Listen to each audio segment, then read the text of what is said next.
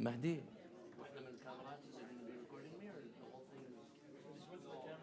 Okay, okay.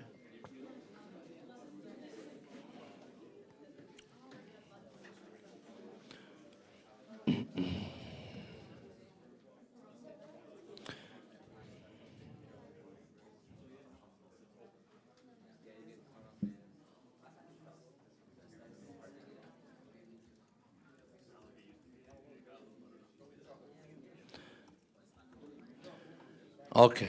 صلوا على محمد وآل محمد. اللهم صل على محمد وآل محمد. بسم الله الرحمن الرحيم. الحمد لله رب العالمين، وصلى الله على محمد وعلى أهل بيته الطيبين الطاهرين. اللهم صل على محمد وآل محمد. Inshallah, we will be beginning our fourth session on the Hajj prep class, and this should be the final session where we explain everything that you need to know from A to Z. And inshallah, in this session, we will be covering the a'mal of Hajjatul Tamattu'. So in the previous session, we talked about Medina and what do you do in Medina and what to expect in Medina. And Umratul Tamattu', which is the part where you are entering into Mecca. You have to wear the ihram. You have to do the talbiyah in Masjid al-Shajara. We enter into Mecca all the way from Medina to Mecca. And then you do tawaf 7 times around the Kaaba, 2 rak'ahs. And then you do the sa'i between Safa and Marwa. And you do the taqsir. And that's it. This is the end of Umrat al-Tamattu'. Then we will be in Mecca. We will remain in Mecca until the eve of Arafat, the eve of the 9th of Dhul Hijjah. So before we go that, can we go to the slides? We have the first slide. While we're waiting, so we're going to enter, I believe, on the 2nd of June. We should be entering in Mecca. And when we enter on the 2nd of June, that's the departure from Medina to Mecca. So we're going to have, we're going to be done, we're probably going to be finishing the a'mal at Fajr time on the 3rd of June. So, because by the time you leave, and we're probably, most likely, we should do the a'mal at night. You don't want to do tawaf during the day. It's too hot. The sun is going to hit you. Avoid doing tawaf. Avoid doing any outdoor activities during the day as much as possible. Then we have all the way until probably Thursday night. Probably either Wednesday or Thursday night, depending on when they announce Dhul Hijjah is. So we're going to, probably 3 days, we're going to remain in Mecca. After we've done the Umrah, you take off the Ihram. You're not in the state of Ihram anymore after you've done the Taqsir. And we remain in Mecca. During this time, I'm going to go over what are some of the sites that are to be visited in Mecca. Now, do you necessarily have to visit these sites during those 3 days? No, you could wait after the Hajj because you don't want to exhaust yourself as well. If you're staying a couple of days after the Hajj, you could delay some of those for after the Hajj. You don't need to do them all before. But the important sites, we will attempt to do some of them together, inshallah, as a group. During the Umrah, when we go, we do all of these. We get on a bus with the group and we do them. Now, during the Hajj, there's a lot of things that are unknown and not in our control, but we will try our best. I already told them, in Medina, we want a bus to take us to go and visit Uhud and the masajid and all of the places, and I'm going to ask for one in Mecca. If Al-Rajhi provides one, that's better. If they don't, we will book our own bus. We divide it up and we go and we do the ziyaras that we have to do. Because you're going there, you might as well see these places. So you have the most important place to visit in Mecca is Masjid al-Haram. Masjid al-Haram is the most important place. The salah we mentioned in Masjid al-Nabi is worth 10,000. In Masjid al-Haram, it is worth 100,000. So try to go as much as you can and pray in Masjid al-Haram. النظر إلى الكعبة عبادة. Just looking at the Kaaba is a form of ibadah. It's a form of worship. And Allah subhanahu wa ta'ala speaks about this place. إن أول بيت وضع للناس للذي ببكة مباركا وهدى للعالمين فيه آيات بينات مقام إبراهيم ومن دخله كان آمنا. So this is the sanctuary. This is the place that you want to enter. This is where the sins will fall off our shoulders. And this is where we could get closer to Allah subhanahu wa ta'ala. So you pray in Masjid al-Haram. Now, any masjid, wherever you are, any masjid that you enter, there's etiquette of dealing with a masjid. And that is tahiyyat al-masjid. You want to say salam to a masjid? How do you say salam to a masjid? Any masjid in the world, wherever you enter, you pray 2 rak'ah prayers. This is the way that you say, I sanctify this place and I consider this place a masjid. Even if it's not salat time, I pray 2 rak'ah prayers.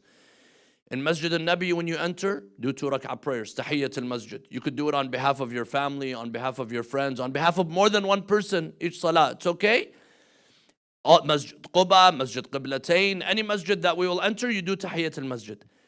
Masjid al-Haram, tahiyyat al-masjid in Masjid al-Haram is tawaf, circumambulating around the Kaaba. Now, when I say tawaf, how many times do you do around the Kaaba? 7. Can someone say, Wallah, I'm tired, let me just do 1? No. When I say tawaf, I keep repeating this, but when I say tawaf, I mean 7 times around the Kaaba, starting at Hajar al-Aswad, ending at Hajar al-Aswad, and 2 rak'ah prayers. 2 rak'ah prayers, that, when I say tawaf, that's what I mean. Did you do tawaf? That means I did 7 times and 2 rak'ah prayers. So, when you go to Masjid al-Haram, even if you don't have a wajib tawaf, if it's daytime, avoid doing something that's going to, like for example, you went for dhuhr prayer. After dhuhr prayer, I would avoid doing tawaf because the sun's going to hit you unless you're able to cover your head. If you're not muhrim, you can cover your head. But if you can't, at nighttime, usually when I go, we go after Isha prayer and we sit for 3-4 hours in front of the Kaaba. You do tawaf, you look at the Kaaba, you sit with your friends in an area. It's a relaxed environment while you're waiting for the Hajj. Do tawaf. Try to do tawaf when you go at night. We could go as a group or a couple of friends, 2-3 people. They could go in and they could do tawaf at their own pace. So this is what we're going to do as much as we can inside Masjid al-Haram. Another thing that is very recommended to do is to drink from the well of Zamzam. Now before, I remember the first couple times or first 1 or 2 times I went in the early 2000s, there was a well next to the Kaaba. You go downstairs. You go down the stairs and you could see the pipes and that was where the well of Zamzam was, the location. Now they've flattened it out and they made it a part of the Masjid al-Haram, but there are fountains of water and there's containers of water. You drink from that. That is the water of Zamzam and it has a taste to it. It's a well water.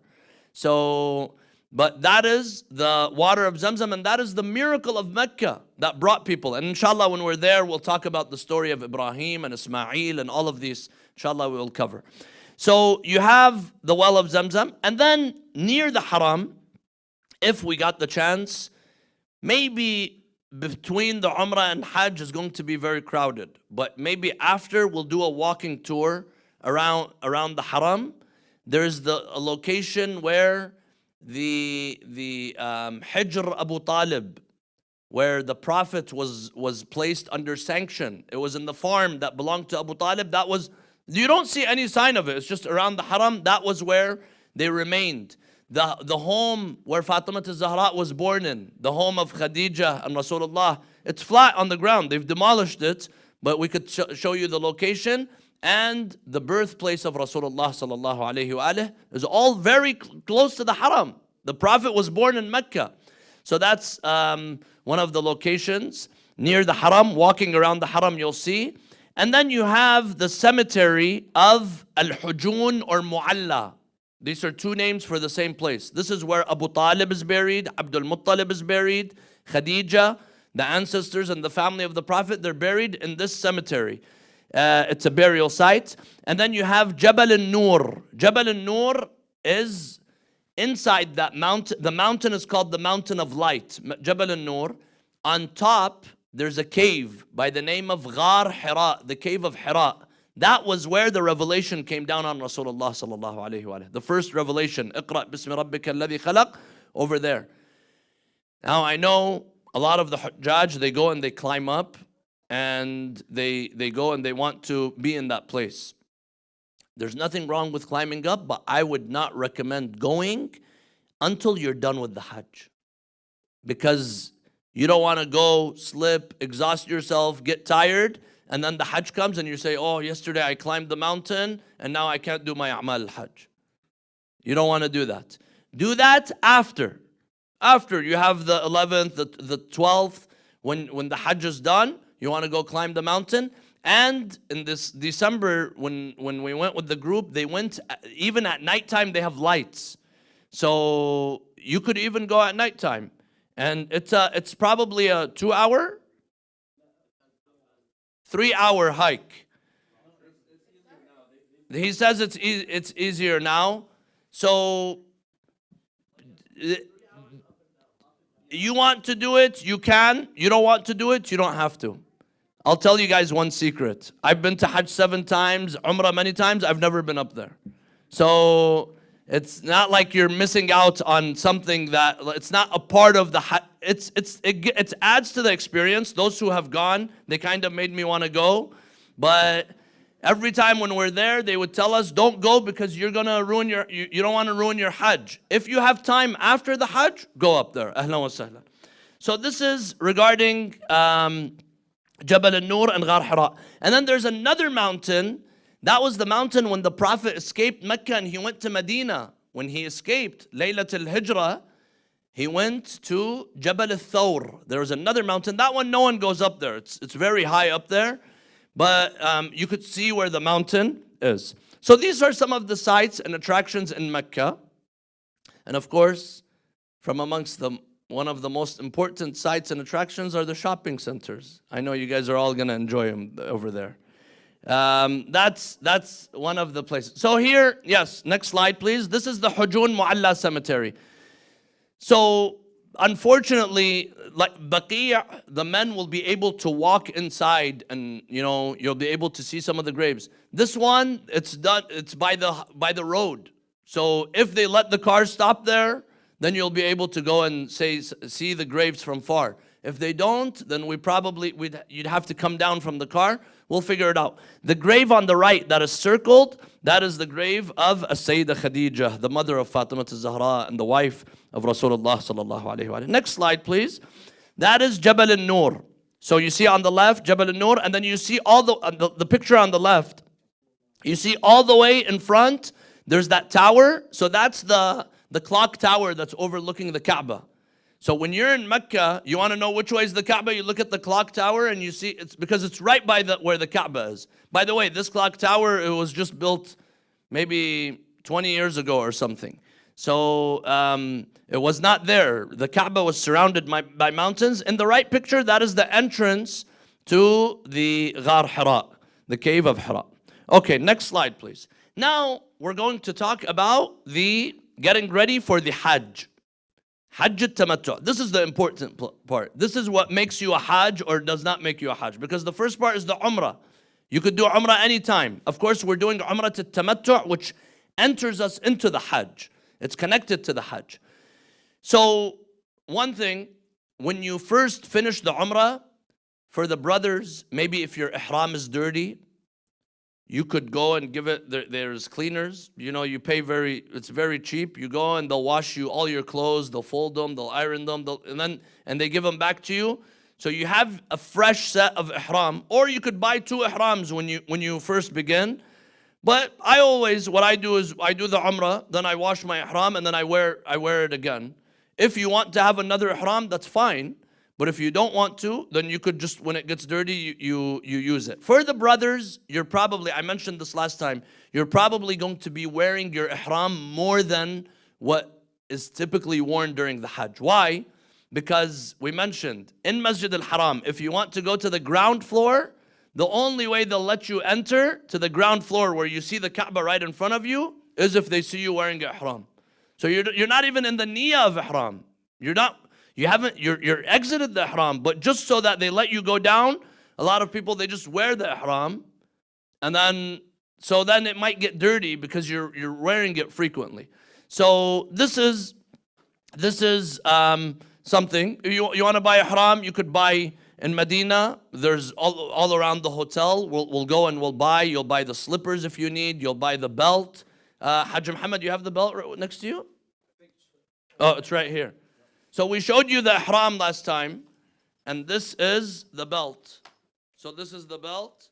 You see it has these straps, and it has a place to put the pocket, and it has this right here. You could put a phone in. There's some that come in a little bit bigger.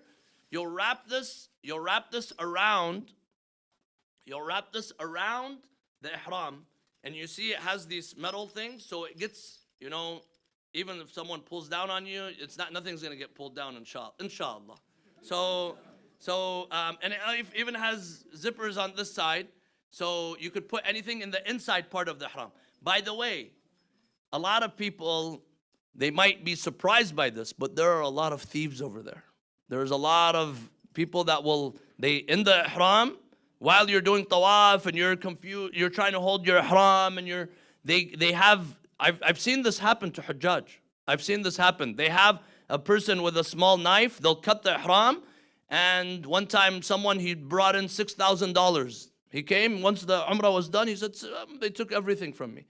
So we're not going to take money with us inside busy places.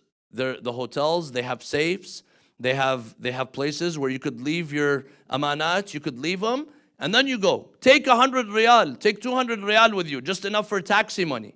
You don't need to take all this money with you. Something valuable, you don't take it in that place, because there are people that, unfortunately, they take advantage of the Hujjaj, and especially the first timers. The first time people do tawaf, they don't know what's going on, and that's when sometimes they get pickpocketed. And this happens in the Rami Jamarat, this happens in the tawaf, because those are tight places. Bodies are rubbing against one another, and that's when they come and they take advantage of that moment. So this is on the 8th of the Hijjah. On the 8th of the Hijjah, meaning the next day is what? Arafat. And the day after that is the day of Eid, the day of Mina. The 10th of the Hijjah is the day of Eid. The 9th is the day of Arafat. On the 8th at night, eve of Arafat, what do? We enter into ihram once again. So where do you enter into ihram?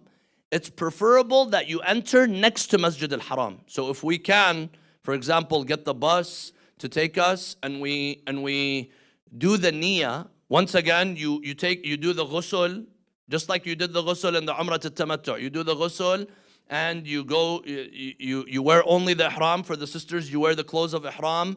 Everything is going to become haram on you once again. You go next to Masjid al-Haram, or if they didn't allow us, as close within Mecca, greater Mecca, you're also allowed to. You go and you do the niyyah. So what do you do the niyyah? I enter into the state of ihram. In the beginning, you said for Umrah al-Tamattu, for Hajj al-Tamattu, for Hajj al-Islam. This time, you don't say for Umrah al-Tamattu. This time, you just say, I enter into state of ihram for Hajj al-Tamattu, for Hajj al-Islam, قربة إلى الله تعالى. أحرم لحج التمتع لحج الإسلام قربة إلى الله تعالى. If it's not your first Hajj, you don't say Hajj al-Islam. Hajj al-Islam is only for the one who is doing the wajib Hajj al-Islam. If it's your second, then you say niyab or thawab. If you're doing it niyaba, then you say niyabatan an fulan. But what you're entering is Hajj al-Tamattu, and then after you enter, what's the next thing that you have to do? Talbiyah. To initiate, it's just the talbiyah. Remember, we said it's like saying Allahu Akbar when we enter into the salah. You begin by saying labbaik Allahumma labbaik, labbaik la sharika laka labbaik, inna alhamda wa ni'mata laka wal mulk, la sharika laka labbaik. You say it once, you're officially muhrim. Now, you enter into the state of ihram, and everything once again becomes forbidden. 24 things, we mentioned them last time. Everything becomes forbidden on you. The men can't cover their head. You can't wear makhit. You can't wear sewn clothes. The men, the top of the foot has to be revealed. I mean, as much as possible. It doesn't mean that the whole thing. You're wearing sandals or whatever it is, and all of those things that we mentioned, they become haram. So what do? We get on the bus and we go to Arafat. Arafat is about 13 kilometers away from Mecca. It's the furthest. So here's Mecca, and then you have all the way is Arafat, and then you come back down Muzdalifah and Mina and Mecca. So you're going the furthest, and then you're going to start slowly making your way back. So when we go to Arafat, we go at night. That night, we rest in Arafat. We're waiting for the big day tomorrow, which is the day of Arafat, the day Allah forgives the sins of the Hajjaj. The hadith says that on the day of Arafat, when the sun sets, it sets with the sins of everyone who is in Arafat. But before we talk about Arafat, what should you take with you going to Arafat? Because when you go to Arafat, you're entering into Ihram 8th at night. You have the 9th the whole day. And 9th at night, we go to Muzdalifah. 10th in the morning, you're in Mina. So up till 10th at noontime, you're out. So here, I recommend you carry a small bag. No roll-on, no roller bag. Because if you take a roller bag in Mina, they're going to take it away from you. People slip and fall over, they trip and fall over them. You carry a backpack or the drawstring bag. You put for example, your charger, your phone charger, your dua book, your prayer mat, if you have a small blanket, if you need your medicine, the basic necessities. Because you're going to be walking and you don't want to be carrying a lot of things with you. But you just need what is enough. If you have those power banks, the phone power banks, there is electricity in Arafat. For example, the tent has electricity.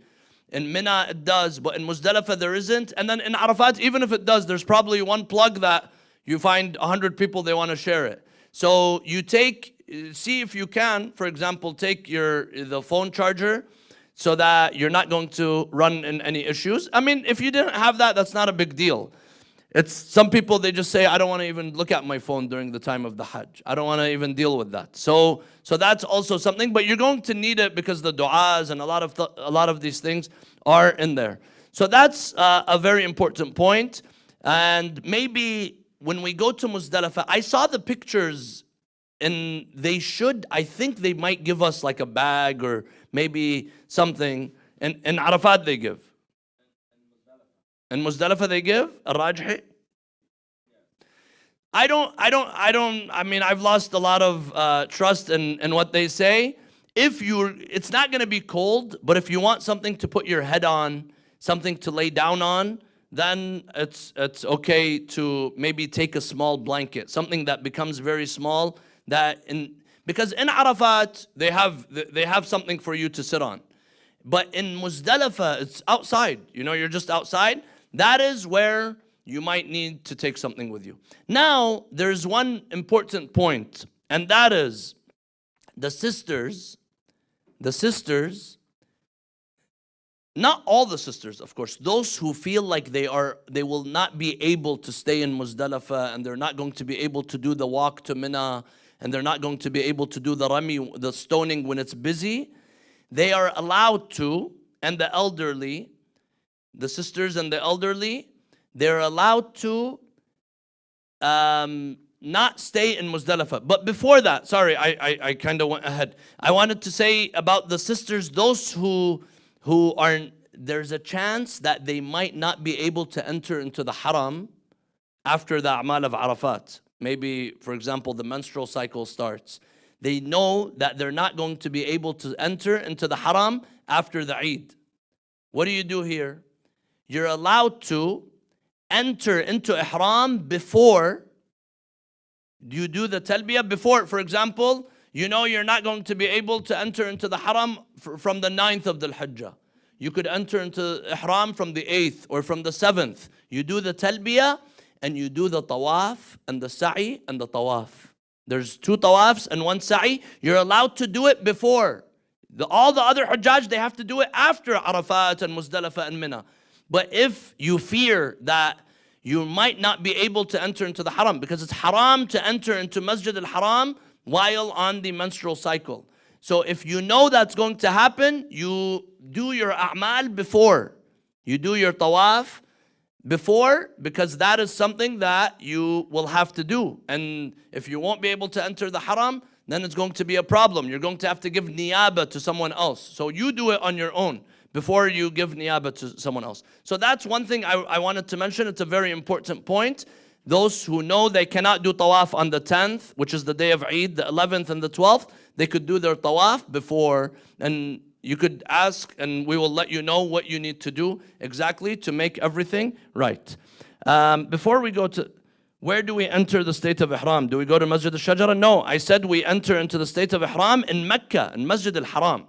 So on the 8th of the Hajj at night, the eve of Arafat, we go to Masjid al-Haram. That's where we wear our Ihram. I mean, we've already worn the Ihram. That's where we do the niyyah, the intention. Yes, brother?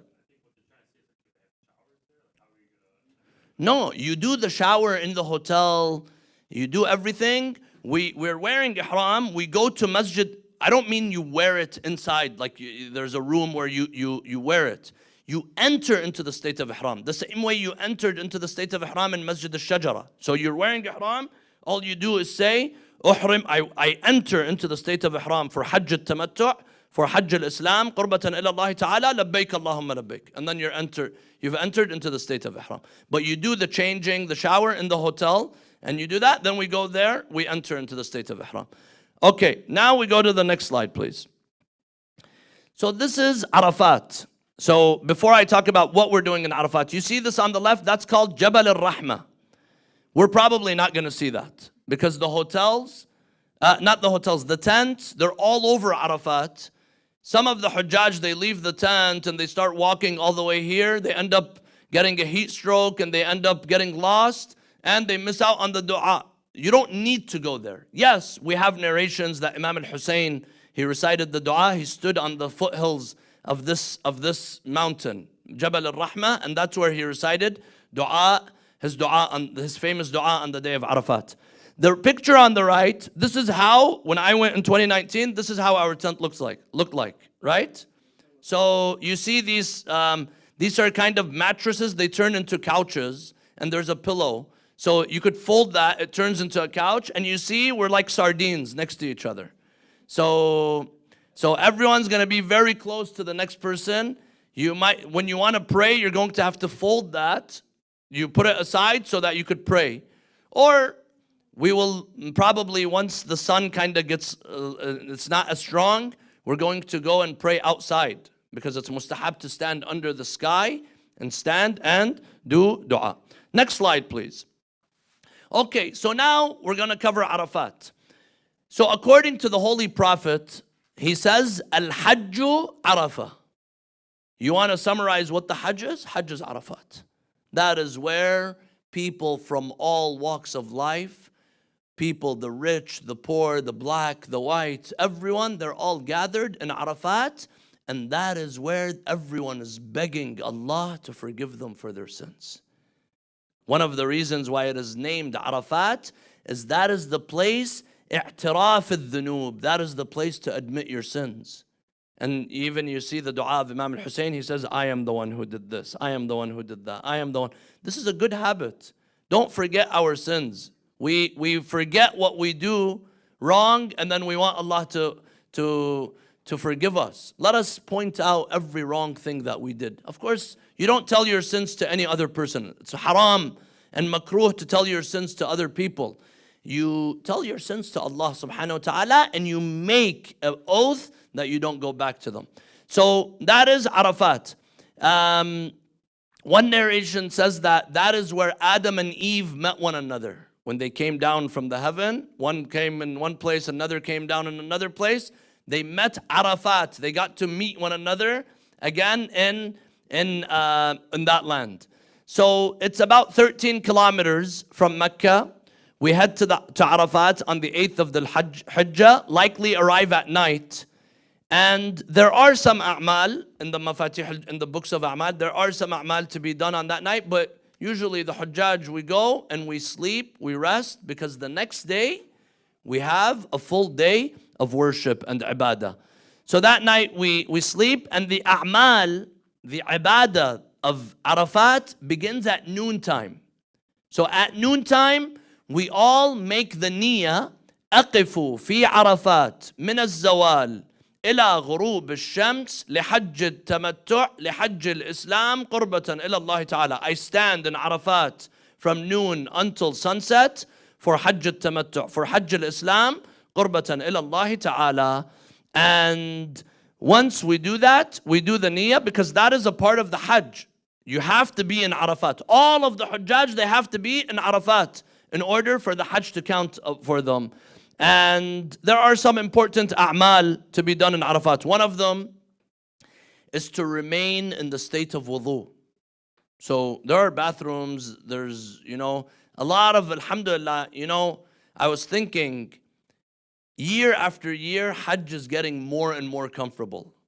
If you're worried about how comfortable you're going to be, just imagine those who went 5 years ago, those who went 10 years ago, those who went 20 years ago, those who went 100 years ago, how difficult it was for them. I remember when we went, there was no AC in Arafat. You're sitting and you're sweating, but everyone is positive, everyone is happy, everyone feels blessed that they are attending the Hajj and doing the Hajj. So now in 2019 when I went, we had AC, you're not even feeling the heat inside, and there's plenty of bathrooms. Before you have to wait for an hour to get your turn in bathroom. Now, alhamdulillah, there's a lot more. They built a lot more.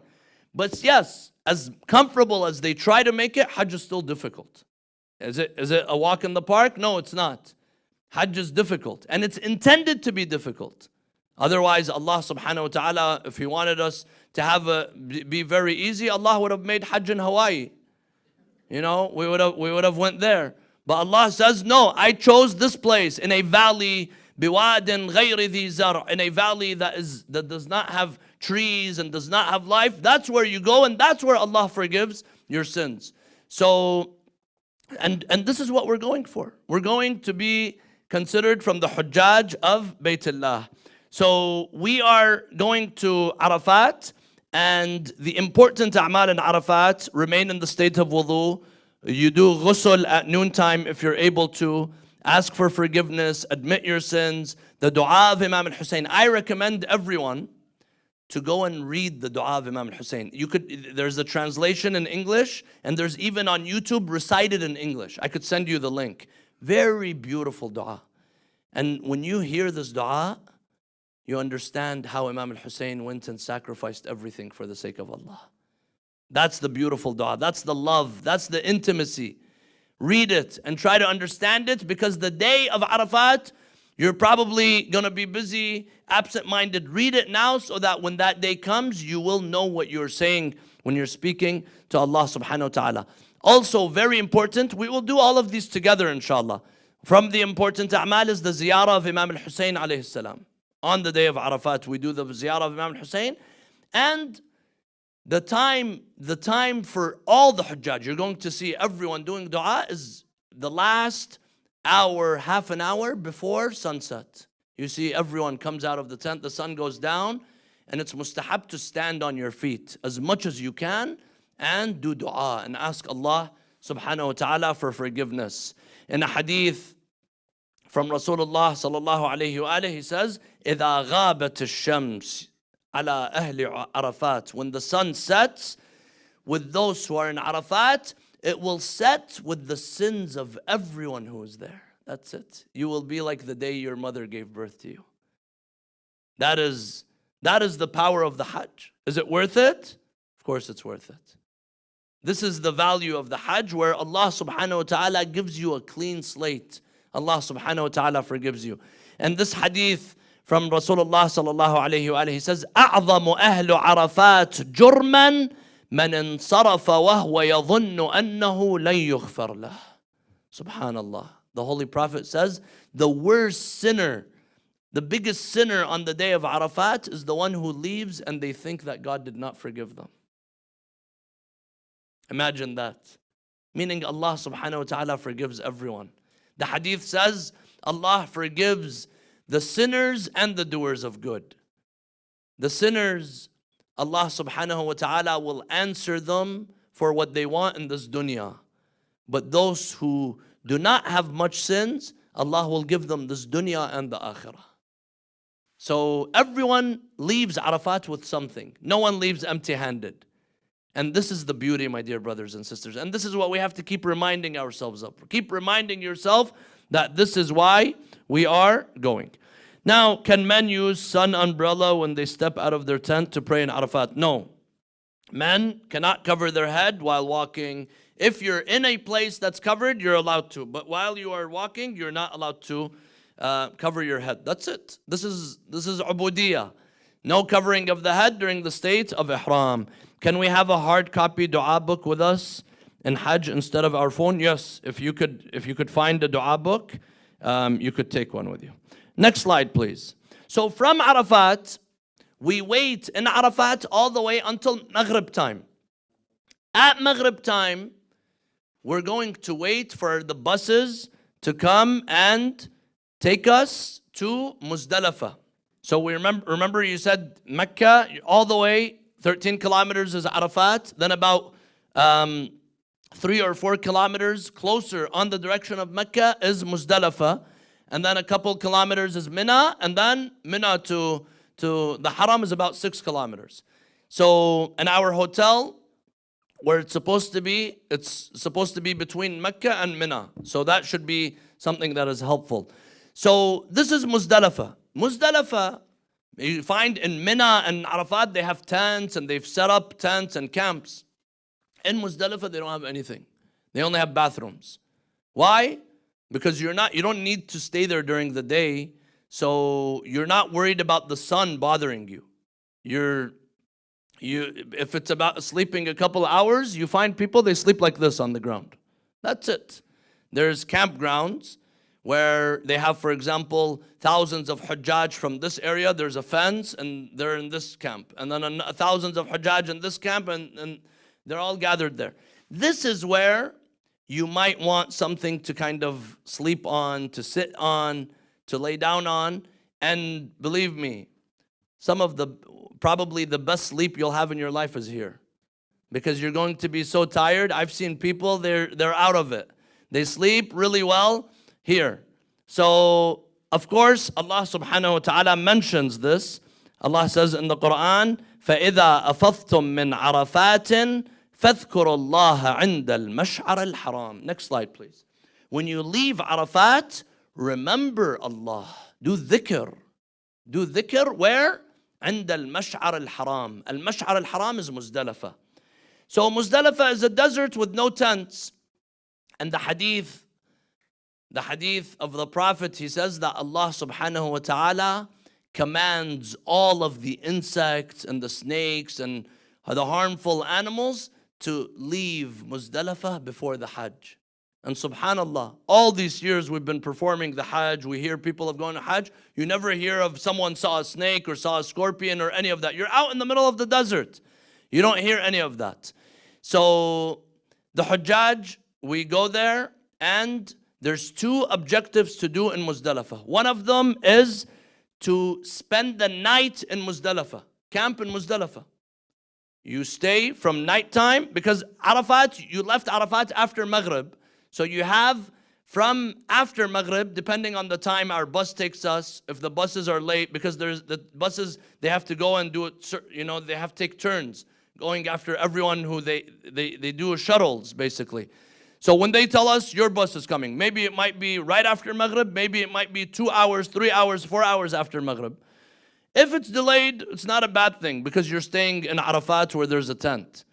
But then we have to make it to Muzdalifah that night. We have to make it to Muzdalifah, and we do the intention of sleeping or staying in Muzdalifah. Abitu, the intention is I stay the night in Muzdalifah tonight for Hajj al-Tamattu', for Hajj al-Islam, قربة إلى الله تعالى. أبيت بمزدلفة هذه الليلة لحج التمتع لحج الإسلام قربة إلى الله تعالى.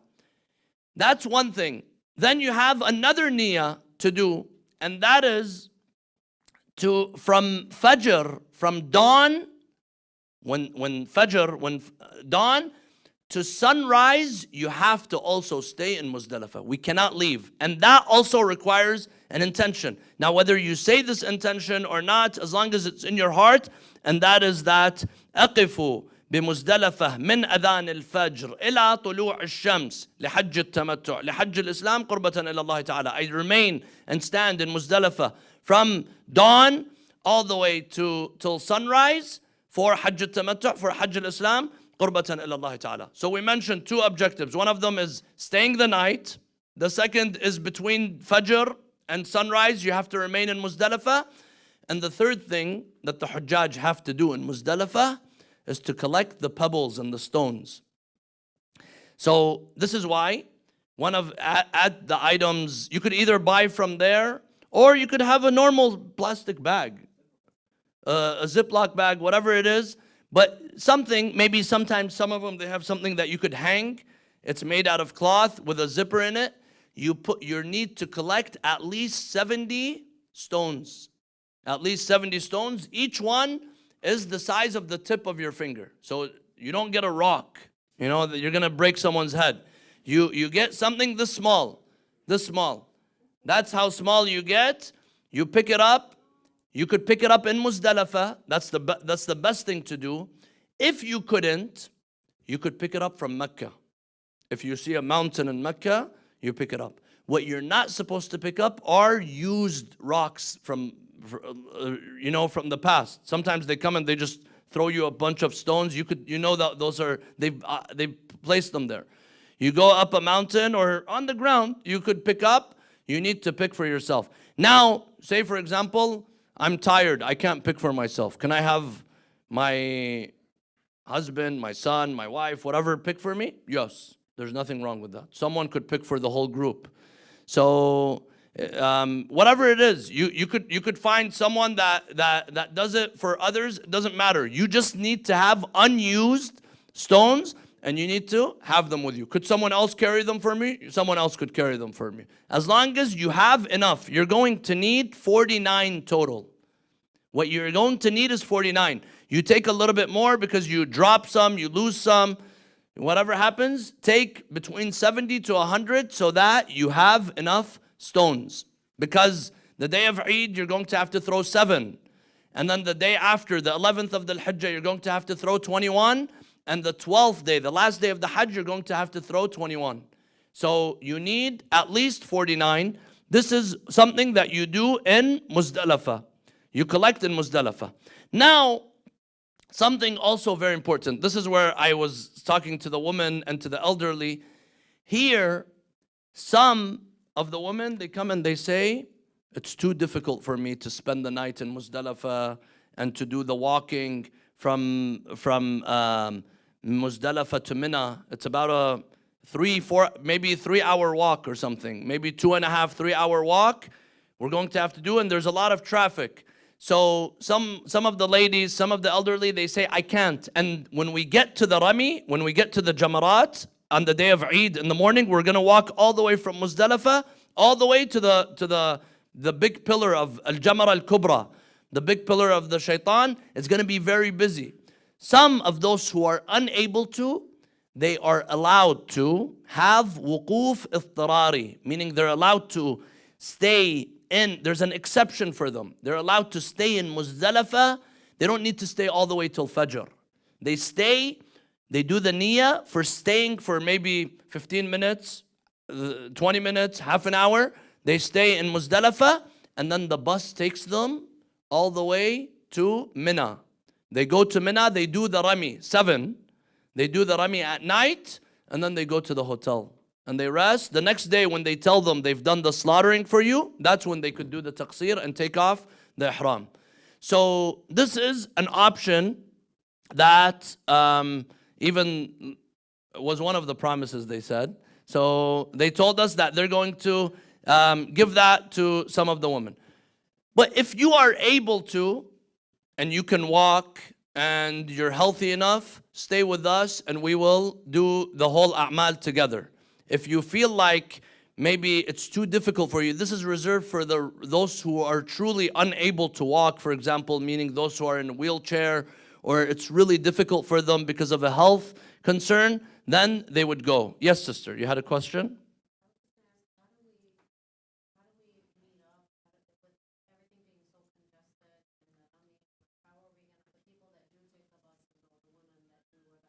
So the women, I'm going to stay in Muzdalifah.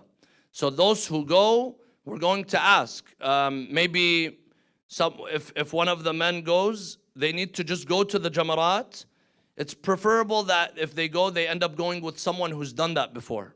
So all of the years I've done Hajj, I've remained in Muzdalifah. I've never done that. Some years we have maybe one man, he's able to go with them, or maybe Sheikh Fuad is able to provide he's going to have some workers there to be able to go with the women. They go to the big Jamara, they do the stoning, and then they just go back to the hotel. It's not gonna be as busy as the next day.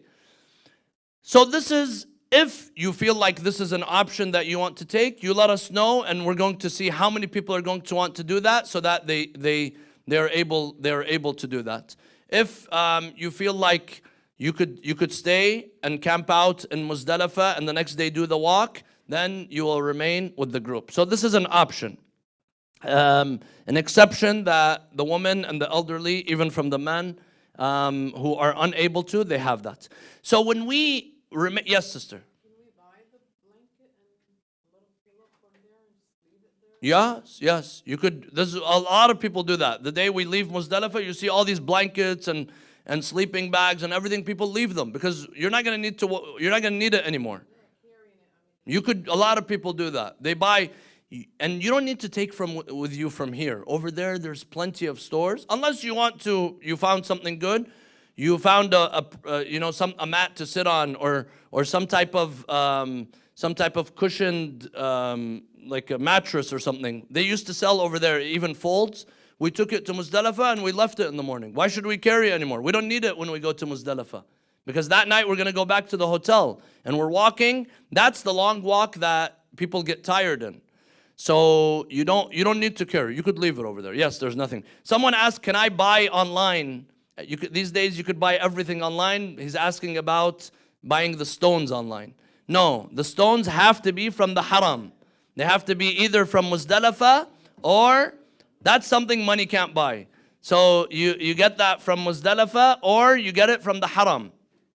But you could pay someone to get you stones if you want, or from over there. Yes, sister. So just double checking, because it's emphasized a lot on the screen about not leaving Muzdalifah until morning. Yes. If we feel medically that's the option, we can do our stoning when it's still night. For those who are unable to, they stay. When we arrive to Muzdalifah, they do the niyyah. I stay in Muzdalifah wuquf ittirari, meaning urgently I need to stay, then I leave right away. The women, they get on a bus and they leave right away to Muzdalifah. So they leave to Mina. That's the exception for them. They're allowed to leave. But for a healthy person, for everyone else, no, you have to stay within the borders of Muzdalifah. You stay within the borders of Muzdalifah. Once the sun rises, we begin walking all the way to Mina, and you're going to see thousands of Hujjaj. They're all walking. And the men, that's going to be where the men their head is not covered, and they're walking. You're wearing ihram, you're muhrim. You're walking all the way until you see the jamarat, until you see the place where you stone the shaitan. And there, once you do the rami, I'll mention in the next step. Yes, sister. No, not from Arafah, from Muzdalifah to Mina. Yes, from Arafah to Muzdalifah, we take the bus. From Muzdalifah, there are shuttles, but we're going to walk. The shuttles take you to the camp. We need to go straight to the Jamarat so that we could finish it as soon as possible. So we're all going to walk together like that 3-hour walk, our whole group is going to take together? Yes, you are walking with other 2-3 million people.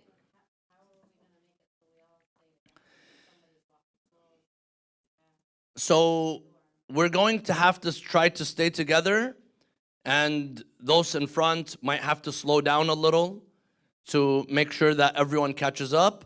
We have to figure out, that's the part of the Hajj. We have to figure out how we're going to make it work with one another. Yes. Yes. So we've had flags in the past. The Sheikh Fuad, I spoke with him. He's going to be able to provide, especially for the women, when they're wearing the ihram, they're going to be wearing a distinct color. So it goes around. So we're going to know who is with us and who's not with us from what they're wearing. The men are not allowed to wear that, but you could probably put a tag or a color, or we carry a flag and we try to stay together. So if someone is, for example, not able to walk, they need to let someone know. You know, don't be alone and you didn't tell anyone I'm unable to walk or I have a problem. You let someone know so that you're not left behind, or at least someone stays with you. If the whole group is going, then we figure it out. Yes.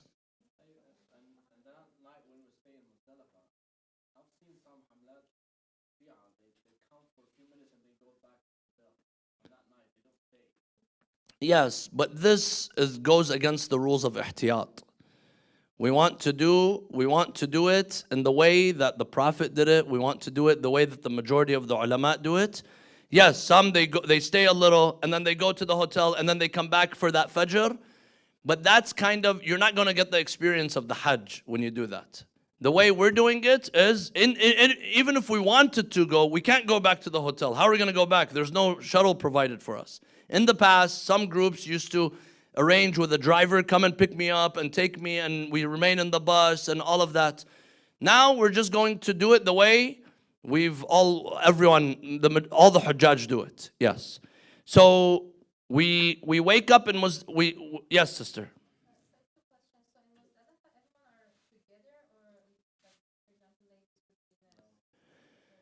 Muzdalifah is mostly mixed. In Arafat, men are in one tent, women are in another tent.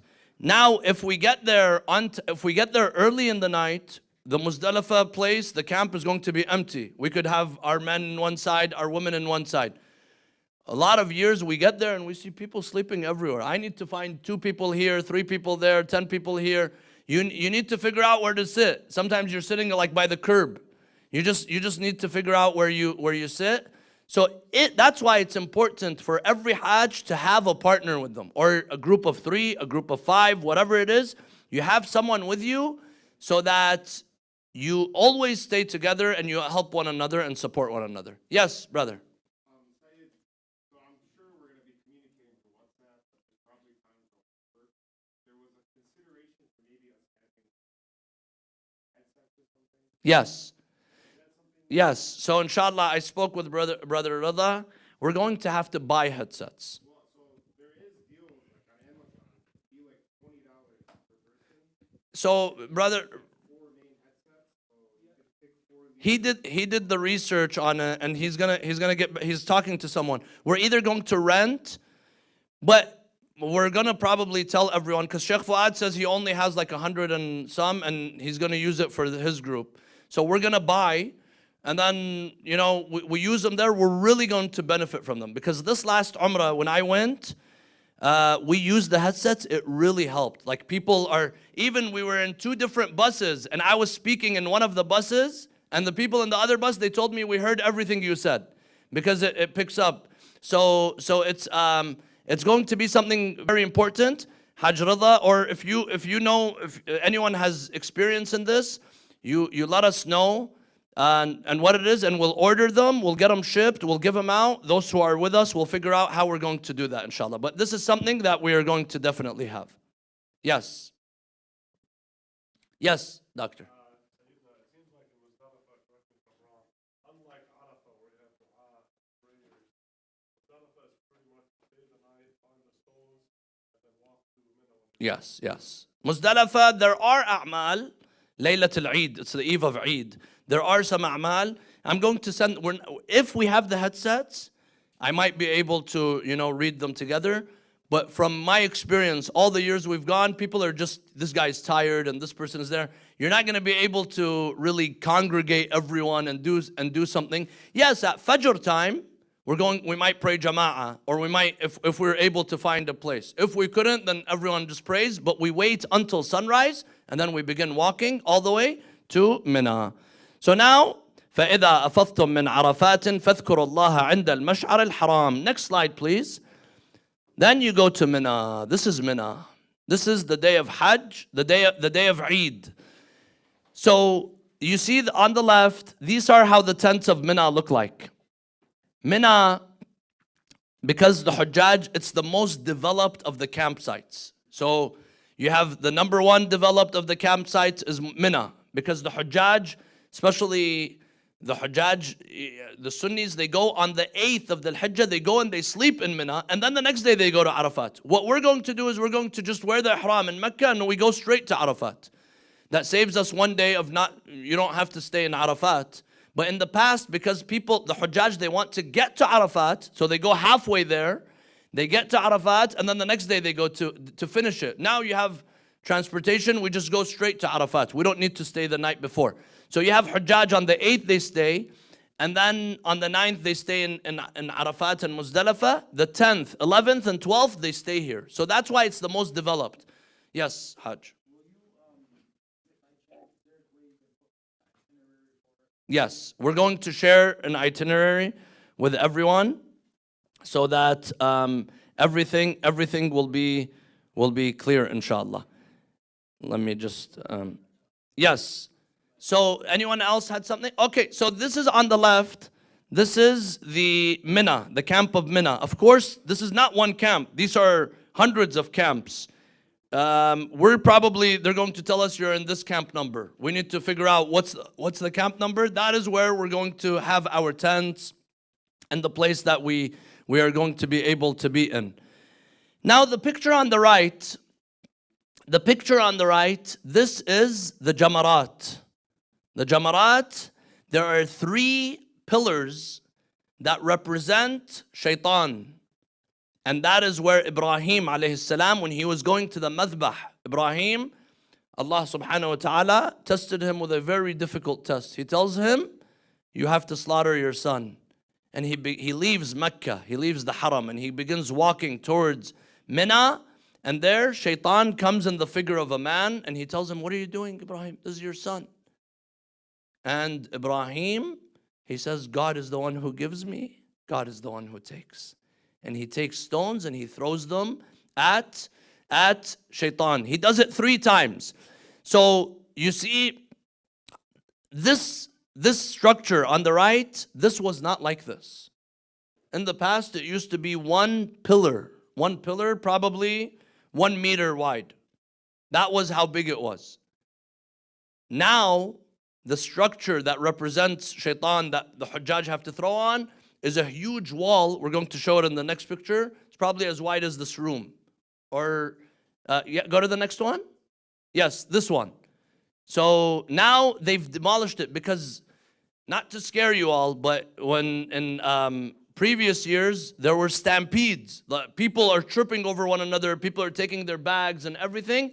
And they trip and people die by the Jamarat. It used to be one bridge where people are striking under and people are on top of the bridge. Now it's a 5-story structure. And the wall, go back to the next, yes, this one. Now it's a, 5-6-story structure. And the Hujjaj are doing the Rami in all of these. But where do we do the Rami? Ground floor. Just like where do we do the Sa'i? Ground floor. Where do we do the Tawaf? Ground floor. If they tell you you go upstairs, what do?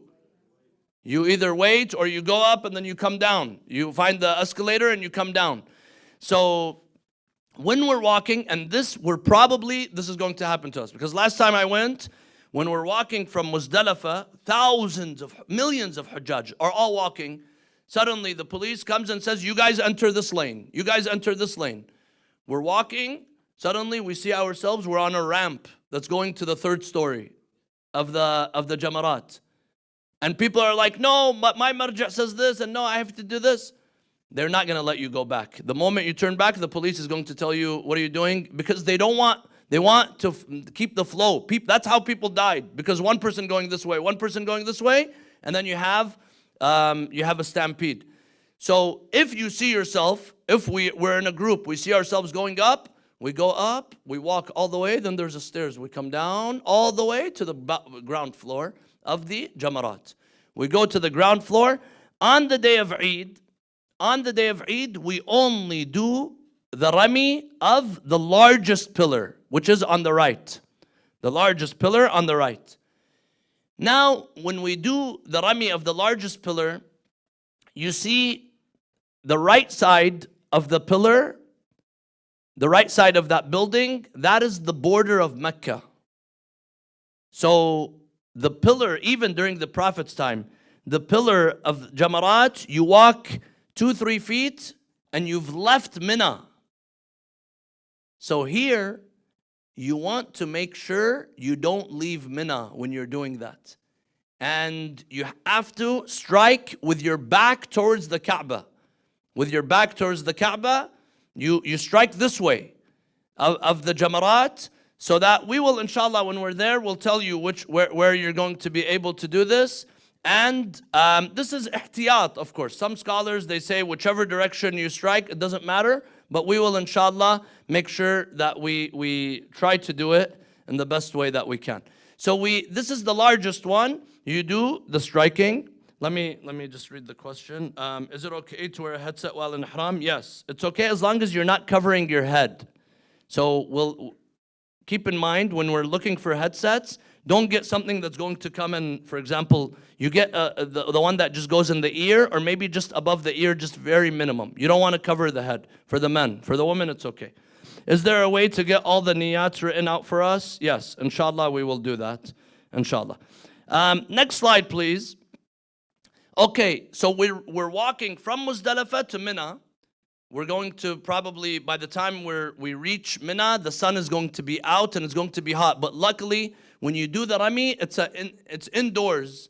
So we're doing it on the bottom floor. So at least inside the building where the rami is, at least there's a shade over there. So you must be on the ground floor. You don't need wudu. Remember, we said you only need wudu in the tawaf and the salah of the tawaf. Even in the sa'i, you don't need wudu. In the rami, you don't need wudu. When you enter into the structure, there's a small jamara. They're all the same size, but one of them is called al-sughra, al-wusta, and al-kubra. They're all the same size.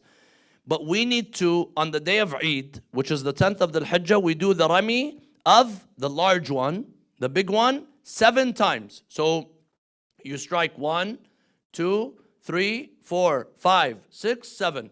Now, this is also something that is very important. In the past, remember we talked about the sa'i last time, that you need to, when you're going from Safa to Marwa, you need to stay on the left side, because you want to make sure where you are in the old mas'a, where the old mas'a was. Now, when we do the rami, before it used to be 1 pillar, now it's 20 feet of pillar. So, and this is also practically impossible, but what we try to do, we try to hit in the middle. Try to hit in the middle, because that is where we know the one it was. They've just expanded it from the right and from the left. You try to hit around the middle, but more importantly, or equally as important, when you strike, you have to see the stone hitting the wall.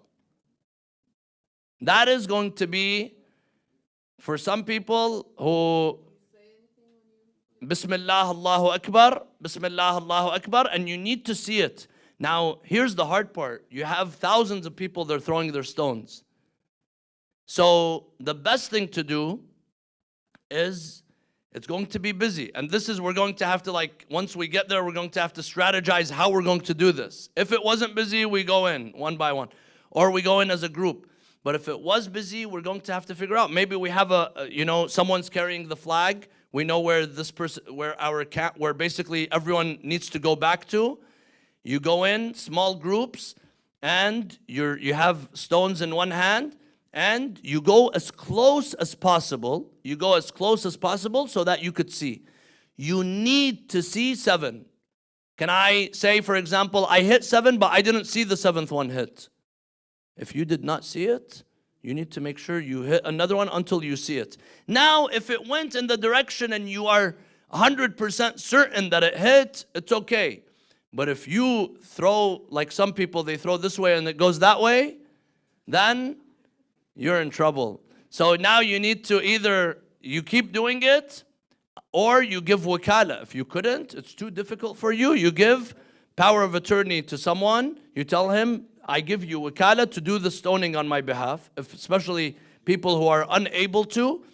Depends how busy it's going to be. Sometimes we go in there and it's easy and smooth, and sometimes you go in there and you see this is probably the hardest part of the Hajj. Because you have people doing this, everyone's doing this. You're walking, people, their elbows are moving, and people are coming out, people are going in. This is probably one part of the Hajj that requires some, you need to kind of, like physically, you need to be able to do it.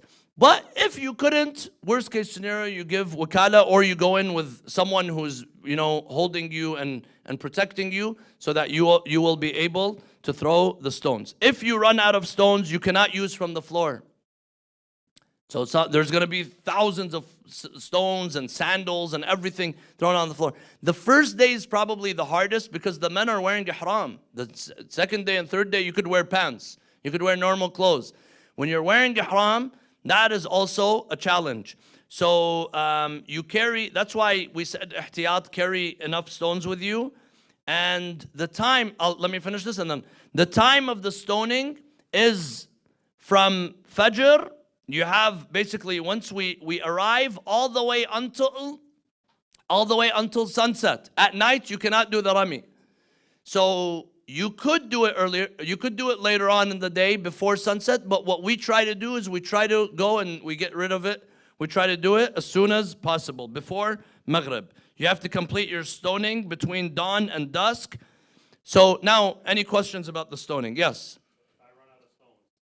You could take from someone else, but as long as they're not used. Yes?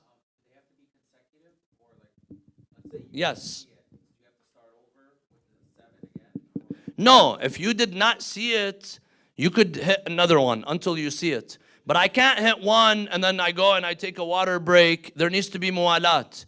And then I come and I hit another 2, and then I come and I hit 3. No, they need to be one after the other. One after the other, but if I missed, I could hit another one until I am able to see 7. Yes. Yes, Hajj, you had a question? There's not that much. The ulama Shia, they say you do it in the ground. Yes, you do it. We're going to all do it in the ground floor. Yes, brother. Okay, sister. So when you say we need to target the middle of the wall, like how large that middle? It's probably, like 1 or 2 meters. 1 meter probably, 1 yard. This is how the original was. The original was when I remember it. Yes. Yes, sister.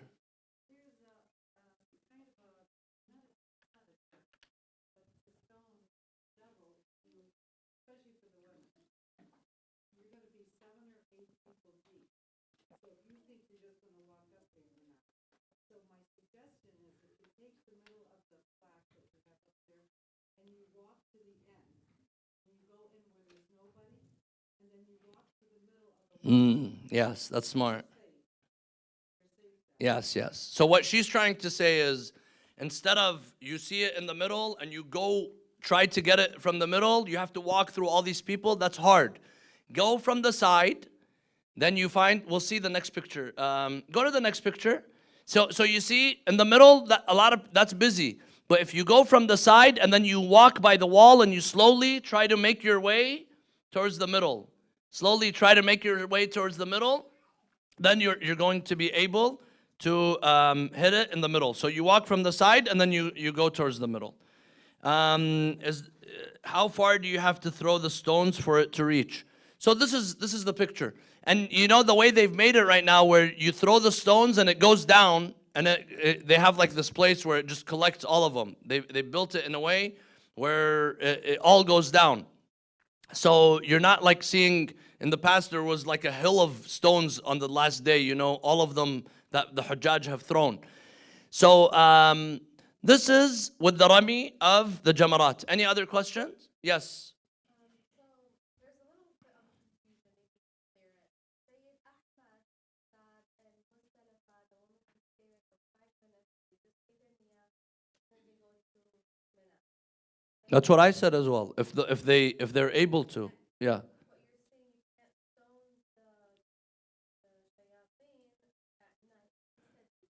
No, the women who leave, they're allowed to. They have the exception. They're allowed to do it at night on the eve of the Eid.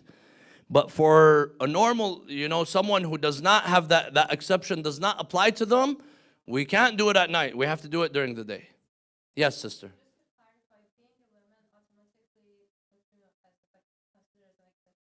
Yes. Technically, women and those who are unable to. Yes, they're allowed to. They're allowed to leave earlier. Yes. Yes, sister. Color them? I don't know. I would not do any of that because I don't know. It might get all over you or something.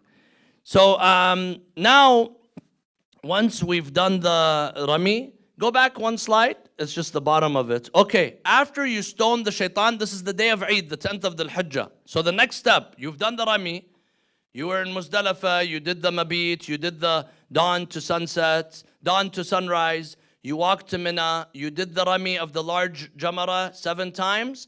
Now, the next thing, we sit and we wait.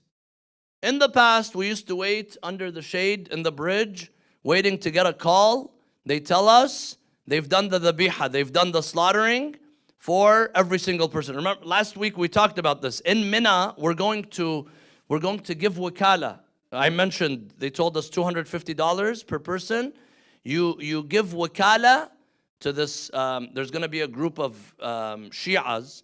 We're giving them, they're going to distribute the meat to those who are in need. So that saves us a lot of the headache, of having, because you need to feed, with 1/3 of it, you need to feed the poor. They're going to distribute it for us. So we're going to give them wakala. We're going to tell them, I give you wakala to slaughter on my behalf. In the past, the Hujjaj, they used to take their sheep with them and they slaughter it. Now you're not allowed to do that in Mina. So what they do is, you give wakala, there's slaughterhouses, then they call us, we call them first. We tell them we've done the Rami, we've done the stoning.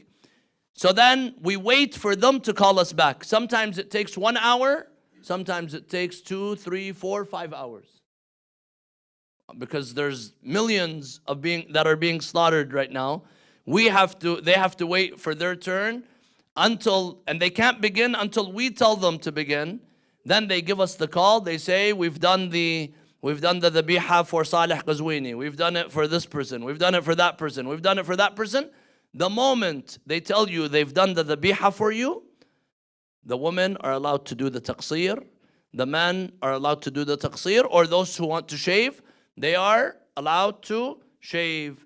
So it's a step-by-step process. It's the Rami, it's the dhabiha, the slaughtering, and then after the slaughtering, it is the taqsir and the halq. Yes? No, we give the wakala when we give the money, which is probably going to be in Medina. So when we first arrive, we're going to, because they have to buy. From now, they're asking us, for example, how many people are you? We told them we're 118 people. We're going to need, they have to go and buy the sheep. Then we give them the wakala, we give them the money, and then they prepare themselves on the day of Eid. As soon as we let them know we've done the Rami, then they start the slaughtering. Yes, brother. An extra one you want to do? You could do it, but I would not recommend. Over there, the meat, you wanna do a good deed, you're allowed to, even those who are not performing the Hajj. You're here on the day of Eid al-Adha, so it's recommended to slaughter. Do it here, do it in Lebanon, do it somewhere else. If you want to do it over there, you have to tell them, I want to buy another one, and you give more money. But there's no, there's plenty of meat, and you don't need to do it over there. Over there, you just want to make sure they did for yourself. Yes, Hajj.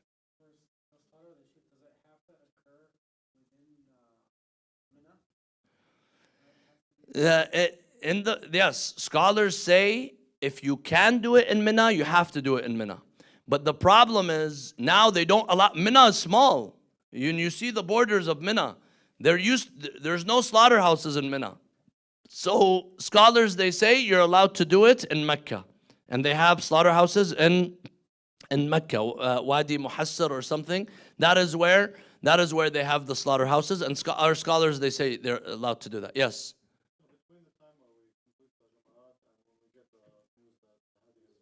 Yes.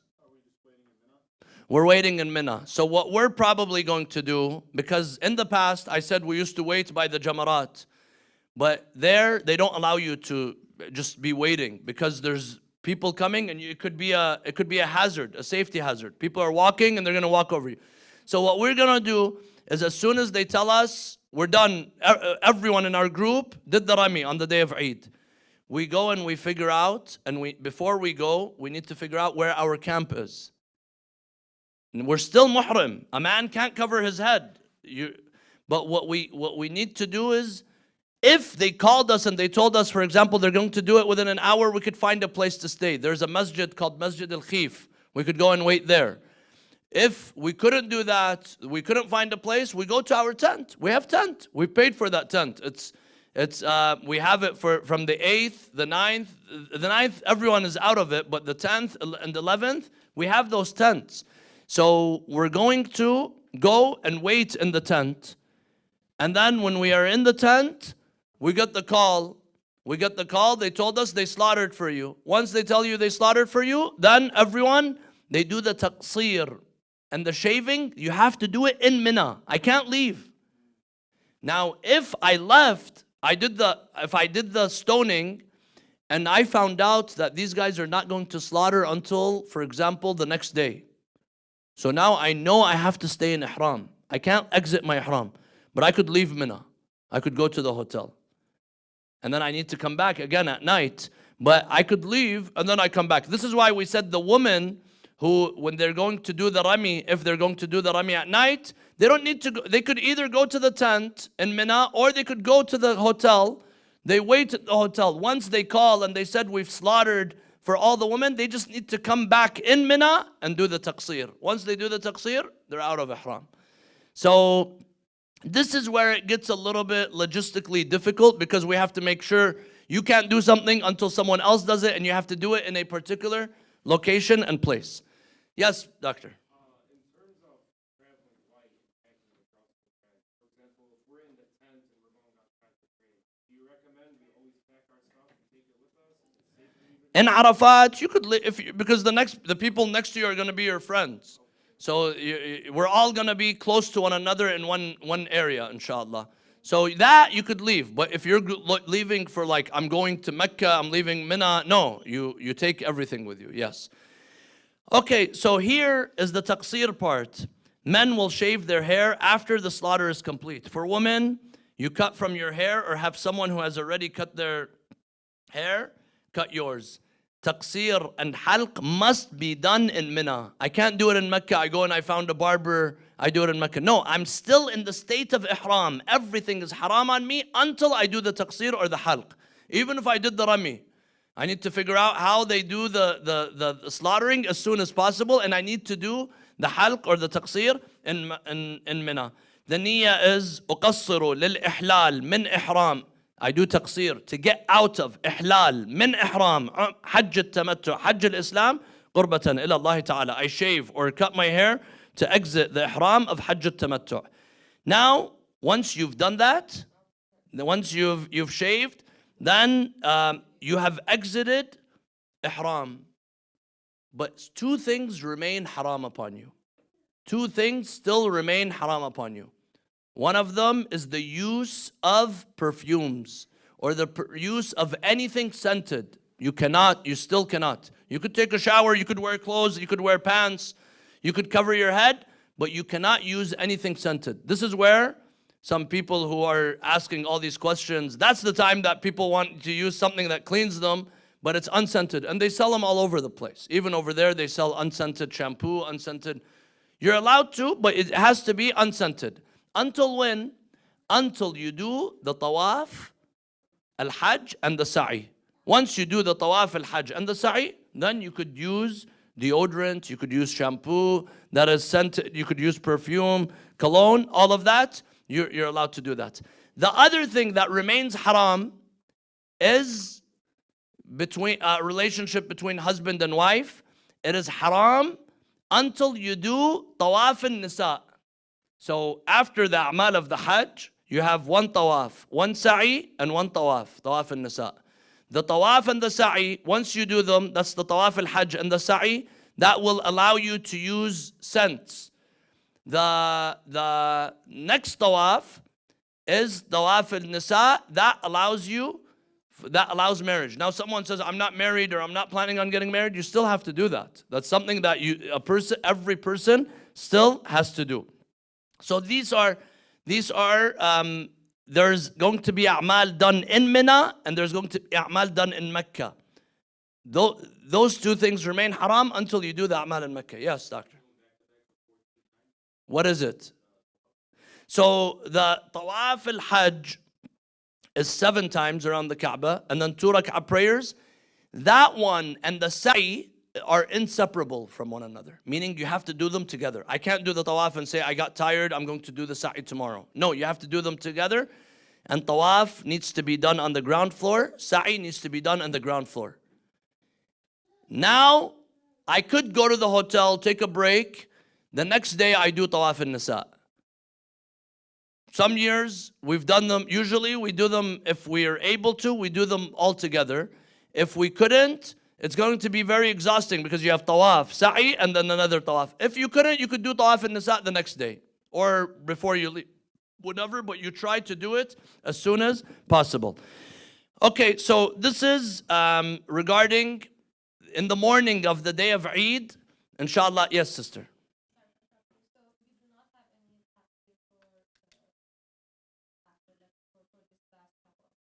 No, because you've already, the men are going to be shaved and they've already done taqsir. This is why this next tawaf, the tawaf al-Hajj and sa'i and tawaf al-nisa, we're not wearing ihram anymore. Inshallah, if they have done the slaughter for us, you're going to have taken off the ihram. You could go with your normal clothes. Now, I don't know now if Saudi Arabia, on that tawaf, they might allow people with normal clothes to go in and do the a'mal. Because everyone's going to be wearing normal clothes. No one's wearing ihram anymore. Ground floor? Even on that day?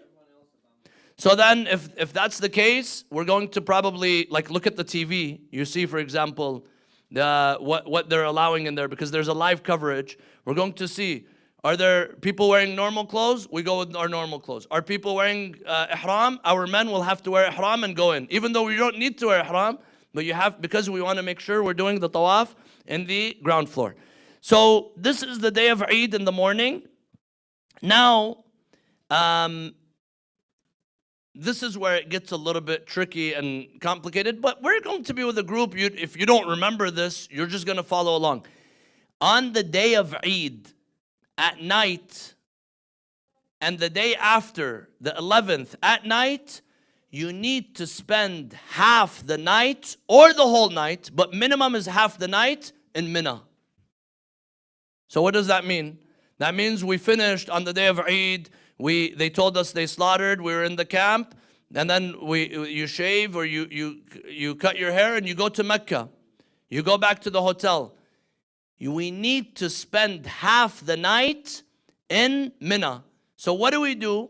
You could either spend the first half of the night or the second half of the night, meaning from Maghrib to midnight or from midnight to Fajr.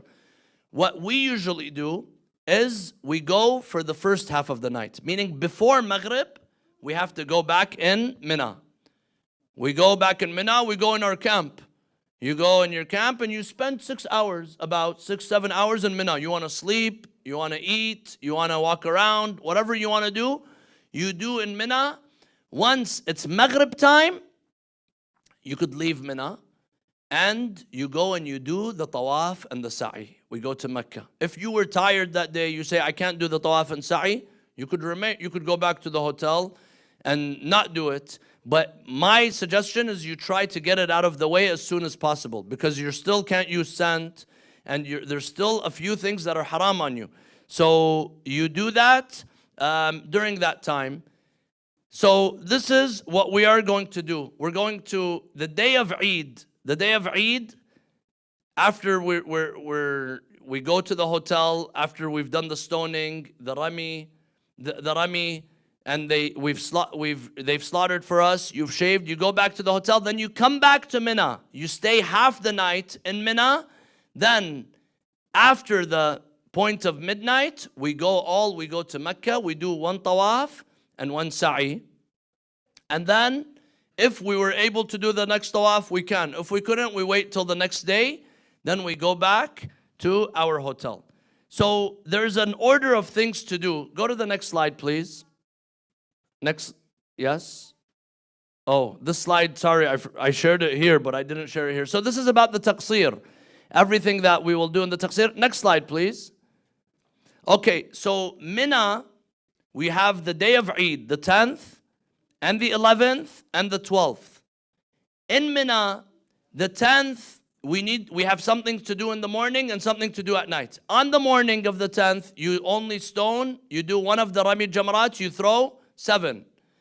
The next day, the 11th, you throw 21. You hit the small one, the middle one, the small one with 7, the middle one with 7, and then the large one with 7. That's in the morning. You do that before Dhuhr.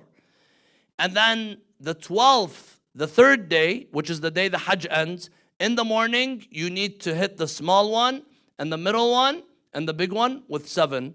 You have until Dhuhr. Dhuhr time on the 12th, the Hajj is done with what you need to do in Mina. This is in the morning in Mina. At night in Mina, the 10th at night, the day of the Eid, at night, you spend half the night in Mina. And the 11th night, the next day, you also need to spend half the night in Mina. So this is what you need to do in Mina.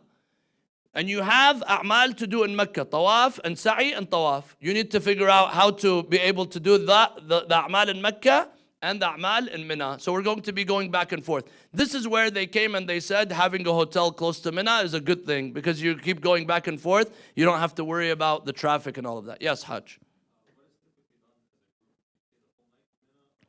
We stay half the night. We stay half the night and we go to Mecca and we do the a'mal because we have to get the a'mal out of the way. We go to Mecca, we do the a'mal, and then the next day in the morning we come, we do the rami.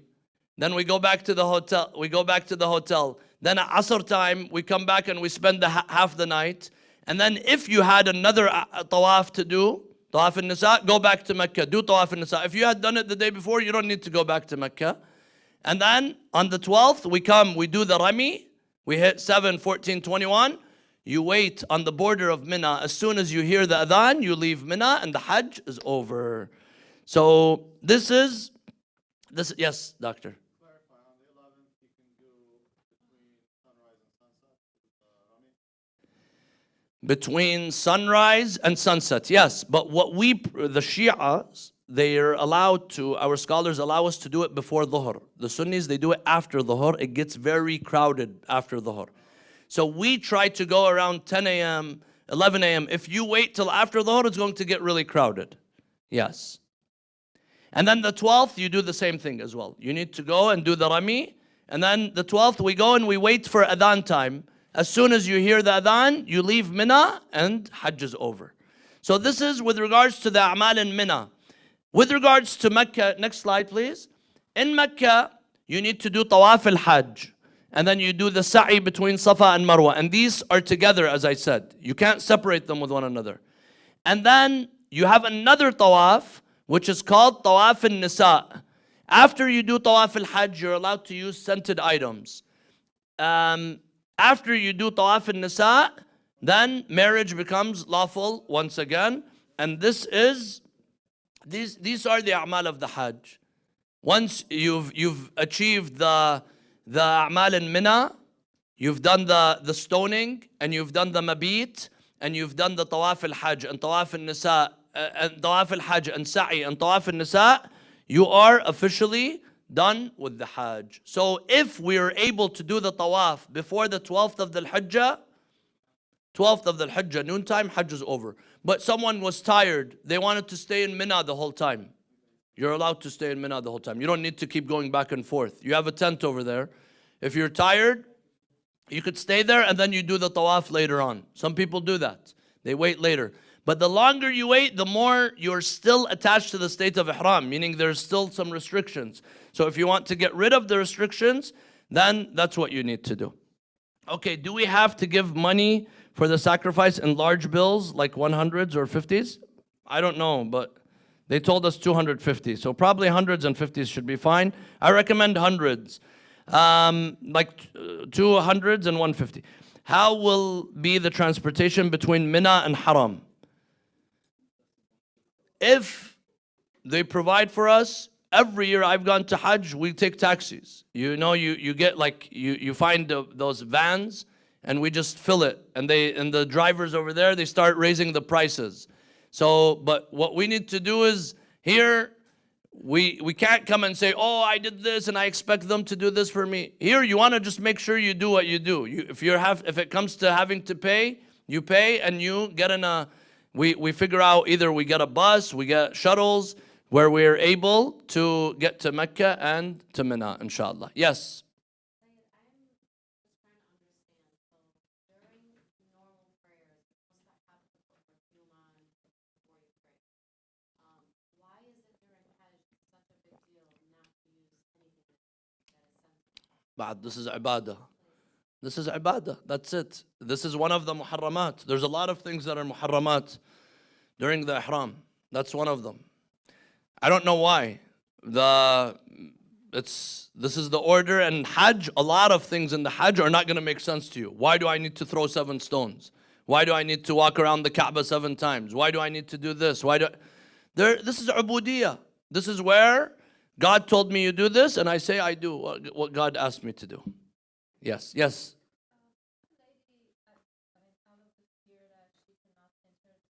The haram again, yes? Yes. And then she finds out that, okay, she's good to go to Haram. So does she need to redo the whole thing, or as soon as she does, Let me double check with that, but I believe that she probably, some scholars say she has to make it up. She has to, out of precaution, she has to make it up. Yes. Yes. Yes. No, you're going to probably have to do, it's very easy. There's a lot of exchange stores, and the dollar is about 375. Sometimes it's 373, sometimes 376 Saudi riyal. So you do like 100 or 200 at a time, and then when it finishes, you could always exchange again. But now in many places they accept credit card. In many places they accept like you could, even if you had dollar, they will accept. Money is money, but it's better to have the local currency. Yes, sister.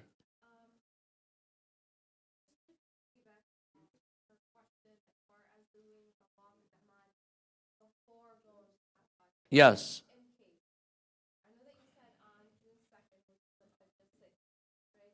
Yes.